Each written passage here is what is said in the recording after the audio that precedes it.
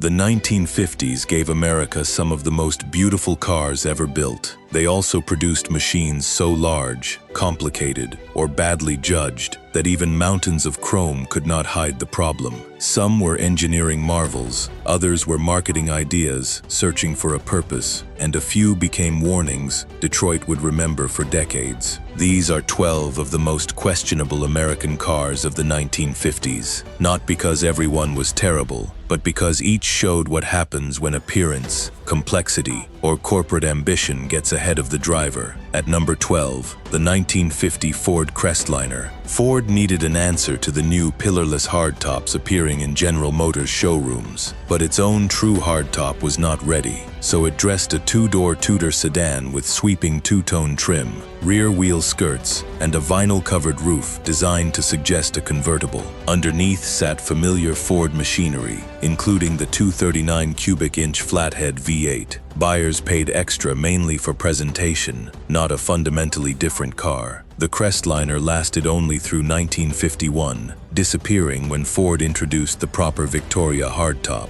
It was not a disaster, it was a stopgap, proof of what happens when a company arrives late and tries to bridge the gap with styling. Number 11, the 1951 Mercury Monterey. From the curb, the Monterey looked like the post-war dream. Its long bonnet, rounded body, carefully placed chrome and contrasting vinyl roof gave it the presence of a custom coupe, but the mechanical package remained rooted in the previous era. The 255 cubic inch flathead V8 produced 112 horsepower, enough for relaxed cruising, but hardly the performance suggested by the shape. Steering was heavy, the body was substantial, and the experience was more stately than exciting. That was the contradiction. The Monterey sold an image of modern glamour while delivering conventional engineering underneath. Beautiful? Absolutely. Revolutionary? Not quite. It looked like tomorrow, but drove very much like yesterday. Number 10. The 1959 Chevrolet El Camino. The idea sounded brilliant. Combine the comfort of a full-size Chevrolet with the usefulness of a pickup bed. The result wore the dramatic fins of the 1959 range and offered a 6-foot steel cargo floor. But every hybrid demands compromise, depending on specification. Payload ratings ranged from roughly 650 to 1,150 pounds, while the softer passenger car suspension limited its working character. The cabin lost rear seat space, and the low body made it feel less like a traditional truck. Ford's Ranchero had already reached the market, and its firmer rear springs made its purpose clearer. The El Camino was bold and memorable, but its first generation left buyers asking one question: was it a stylish car with a bed, or a truck built for real labor? Number 9. The 1957 Lincoln Premier. Nearly 19 feet long and weighing well over 2 tons, the Premier did not enter a street so much as occupy it. Its vast body and heavy chrome made Lincoln's message clear. Luxury meant size. A 368 cubic inch V8 produced 300 horsepower, yet the mass shaped everything. Parking demanded patience. Narrow streets exposed its width. Fuel disappeared quickly, and strong power could not make it feel light. Inside, it offered space, comfort, and electric conveniences. But Cadillac had stronger momentum and a clearer identity. The Premier represented old-school American luxury at full scale. Impressive, imposing, and increasingly difficult to justify. Number 8. The 1958 Buick Limited. The Limited pushed the same philosophy even further. More than 18 feet long, close to 2.3 tons in some body styles, and covered in extraordinary bright work, it arrived as Detroit reached maximum ornamentation. Its 364 cubic inch nailhead V8 produced 300 horsepower and 400 pound-feet of torque, but it still had to move a vast car through an automatic transmission, tuned more for smoothness than urgency. The Limited was luxurious and unmistakable. It was also expensive and difficult to maneuver during a recession. Buick built only about 7,400 before the model disappeared after 1 year. Few cars show more clearly what happens when longer, heavier, and brighter reaches its natural limit. Number 7. The 1955 Cadillac Eldorado, the convertible that gained the Biarritz name the following year. At $6,286, it cost far more than an ordinary family car. In return, buyers received tall tail fins, special trim, a lavish interior, and the authority of the Cadillac crest. Its 331 cubic inch V8 used dual 4-barrel carburetors to produce 270 horsepower. That was serious power, but the Eldorado remained a heavy luxury convertible built for effortless display rather than delicate handling. Its exclusive trim also meant greater expense when repairs eventually arrived. The Eldorado was not a commercial embarrassment. It was a status object for a wealthy audience, but it showed how quickly luxury could become spectacle and how easily exclusivity could outrun practicality. Number 6. The 1957 Ford Fairlane 500 Skyliner Retractable. Press a switch, and the steel roof lifted, folded, and vanished beneath the rear deck.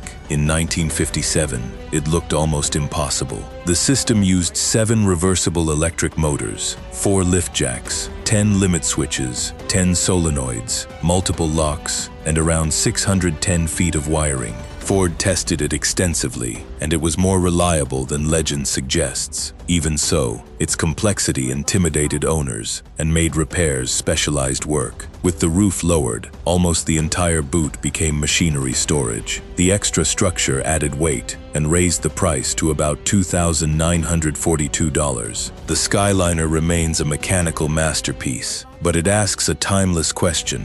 Just because engineering can do something spectacular, does that mean it should? Number 5. The 1959 Cadillac Eldorado Brougham. This was not a $3,000 Cadillac. It cost $13,075, an astonishing sum in 1959. Only 99 were built that year, each hand-finished in Italy by Pininfarina. The Brougham offered a 390 cubic inch V8 with 345 horsepower, air conditioning, extensive power equipment, and an interior designed to feel like a private club. It represented Cadillac's obsession with exclusivity, but rarity did not erase the drawbacks. It was huge, complicated, and punishingly expensive to maintain. Sophisticated suspension and electrical systems could become major repair jobs, while the hand-built body created its own restoration problems. Magnificent? Certainly. Practical? That was never really the point. Number 4. The 1956 DeSoto Adventurer. This car is the exception because its performance was real. The 341 cubic inch Hemi V8 used 2 4-barrel carburetors to produce 320 horsepower. DeSoto fitted stiffer springs and shock absorbers, made power brakes standard, and created one of America's fastest production cars. So why call it questionable? Because its identity sat between worlds. Gold trim and two-tone paint suggested a glamorous luxury coupe, while the engine promised something far more aggressive. It could reach extraordinary speed, yet it remained a large 1950s car with drum brakes and full-size dimensions. Only 996 were built, and they sold quickly. The Adventurer was not a failure. It was a preview of the muscle car formula before the market had a name for it. Number 3. The 1958 Continental Mark III. At 229 inches long and nearly 5,000 pounds in convertible form, the Mark III was among the largest American passenger cars built after the war. Its 430 cubic inch V8 produced 375 horsepower and 490 pound-feet of torque, but even that engine had an enormous task. The cabin offered power equipment and flagship comfort, yet the styling was broad, angular, and heavily decorated, abandoning the restrained elegance of the earlier Mark II. At around $5,765, it faced Cadillac during a recession, just as buyers began questioning Detroit's appetite for size. The Mark III was impressive and overwhelming. More metal, it turned out, did not automatically mean more prestige. Number 2. The 1958 Edsel Pacer. Ford launched Edsel after years of research, secrecy, and promotion. The new division was supposed to fill the space between Ford and Mercury. Then, the market changed. A recession arrived. Buyers moved towards smaller and cheaper cars. and the Pacer entered carrying enormous expectations. Its horse-collar grille divided opinion instantly. The optional teletouch transmission placed push buttons in the steering wheel hub, a futuristic idea that could also become troublesome. Early problems with panel fit, accessories, and assembly damaged confidence when the brand could least afford it. The Pacer was not uniquely awful. The real failure was the gap between promise and product. Ford advertised a revolution. Customers found another large American car at precisely the wrong moment. And at number 1, the 1959 Edsel Ranger. By 1959, Ford knew the dream was collapsing. The Citation and Pacer were gone. The Ranger survived on a Ford-based platform with toned-down styling, more shared components, and fewer unusual features. The troublesome teletouch selector was dropped, and automatic models returned to conventional column controls. But removing the gimmicks could not remove the reputation. Buyers remembered the grille, the quality complaints, and the sense that Ford had promised far more than it delivered. The Ranger was cheaper and simpler, yet that created a new problem. Without the drama, what made an Edsel necessary at all? Sales continued to fall, and Ford ended the mark in November 1959. Behind every questionable car is a serious lesson.